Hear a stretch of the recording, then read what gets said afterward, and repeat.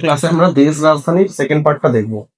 তো প্রথমে বাহরাইনের রাজধানী হচ্ছে মানামা, সৌদি আরবের রাজধানী রিয়াদ, ইসরায়েলের রাজধানী জেরুজালেম, সিরিয়ার রাজধানী দামাস্কাস, তুরস্কের রাজধানী আঙ্কারা, রাশিয়ার রাজধানী মস্কো, ইউনাইটেড কিংডম বা যুক্তরাজ্যের রাজধানী হচ্ছে লন্ডন, জার্মানের রাজধানী বার্লিন, ফ্রান্সের রাজধানী প্যারিস, স্পেনের রাজধানী মাদ্রিদ, ইটালির রাজধানী রোম, সুইজারল্যান্ডের রাজধানী বার্ন।